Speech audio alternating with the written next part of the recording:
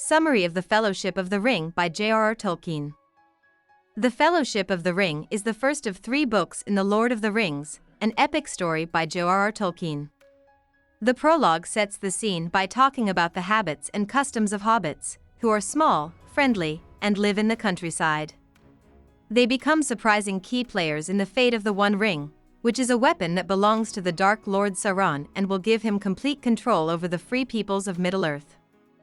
Hobbits are quiet and tough, and they all enjoy the simple joys of home life, like good food and drink, smoking pipeweed, and the orderliness of their simple homes and businesses in the land of the Shire. In the introduction, the storyteller also talks about the most important parts of The Hobbit, which is the prequel to The Lord of the Rings. In The Hobbit, a hobbit named Bilbo Baggins is thrown into an adventure when he joins a group of dwarves who are trying to take the Lonely Mountain back from the old dragon Smaug. Along the way, Bilbo finds a golden ring that an unhappy creature named Gollum has had for a very long time. When Bilbo puts on his magic ring, it makes him invisible. He mostly uses it to help his friends on their adventures and to get away from his nosy relatives when he gets back to the Shire. He doesn't know what the ring really is or how dangerous it is for him to have it. In the beginning of the Fellowship of the Ring, Bilbo is about to throw a big party to celebrate turning 111, which is a big deal.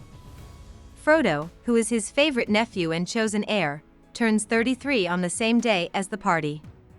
Most of Bilbo's friends think he's crazy, but they don't mind that he's odd because he's so giving with his money, which he got from his adventures in the Lonely Mountain. Only Frodo and the wizard Gandalf know that Bilbo plans to leave the Shire after his 11th birthday party to go on one last journey. Bilbo follows through on his plan and gives Frodo most of his things, including his special ring. The old hobbit is very unwilling to give the ring to Frodo, but Gandalf convinces him to do so. When Bilbo leaves Bag End, he feels a huge weight lifted off his shoulders. Gandalf also leaves the Shire after telling Frodo to keep the ring's dark nature a secret. The magician starts to think that the ring is dangerous. Over the next 17 years, Gandalf makes several trips to the Shire.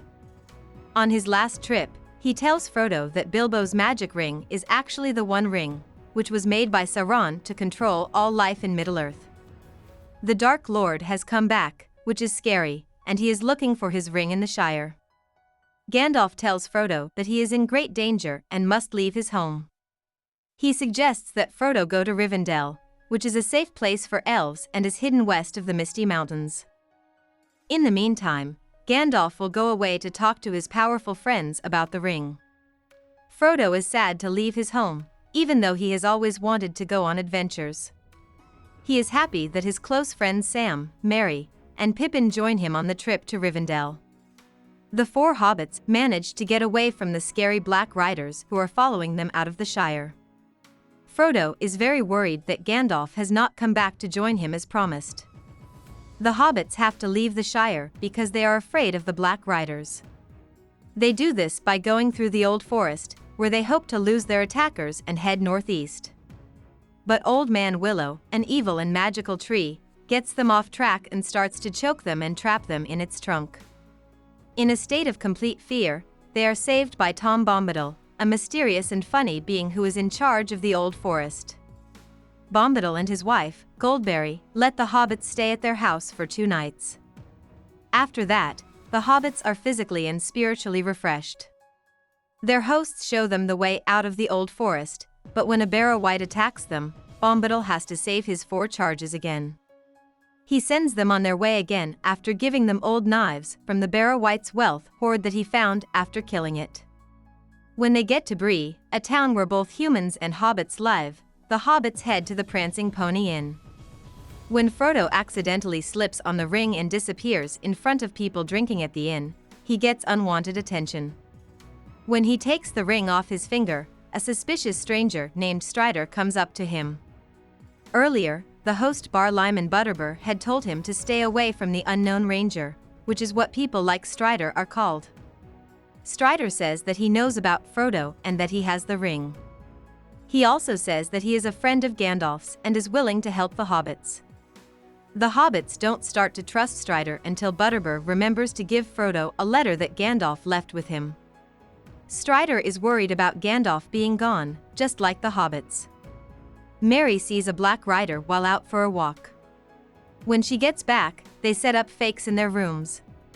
The next morning, they find their rooms trashed and their ponies out of their barns. Strider leads the hobbits as they leave Bree. To get away from the black riders, the ranger takes them off of known roads and into the wilderness.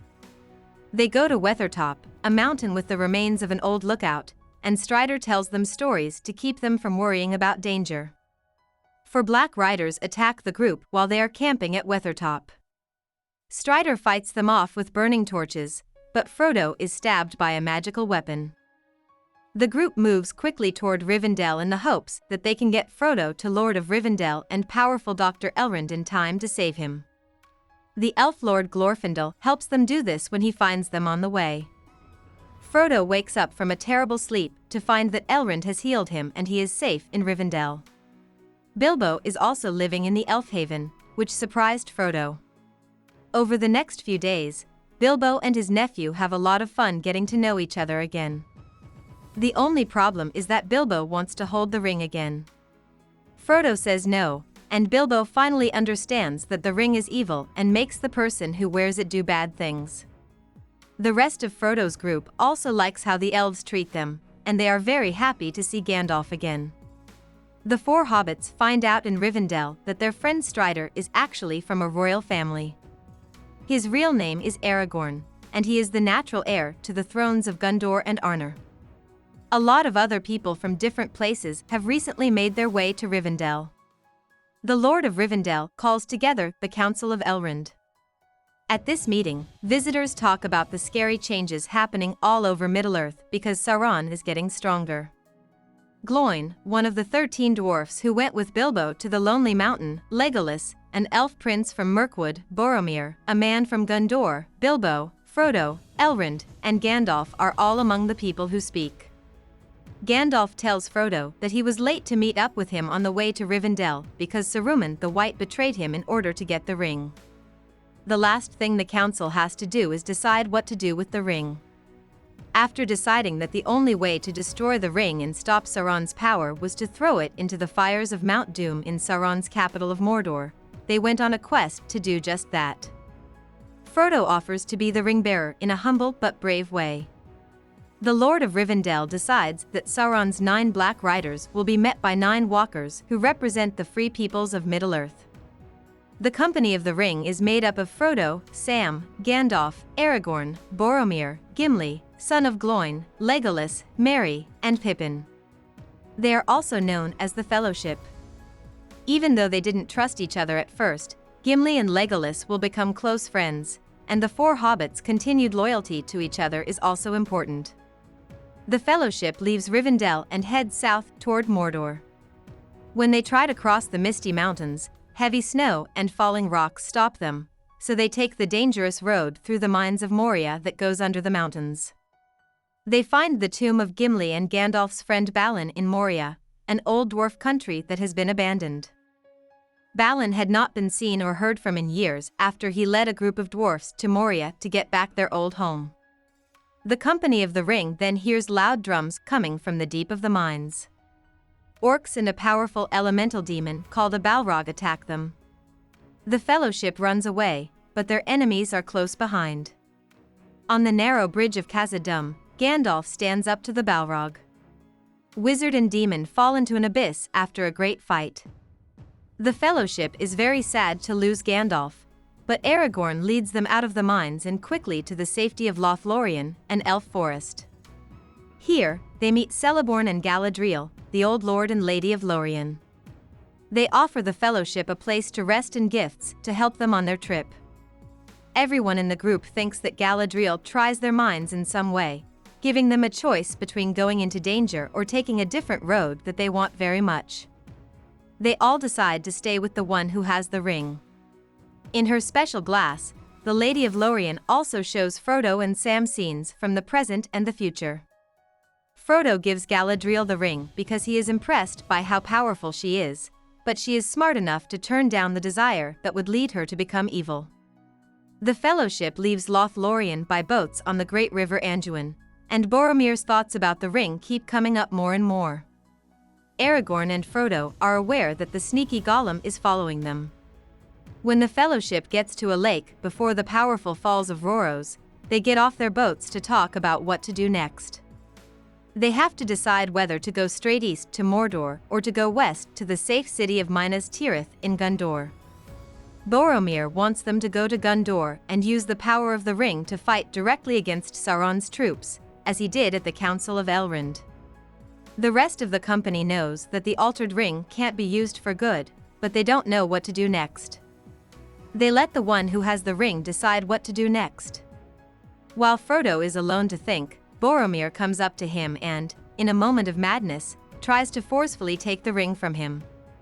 Frodo uses the ring to get away from Boromir, and the hobbit decides that he must go to Mordor alone because he doesn't want the dangerous trip or the power of the ring to put his friends in danger.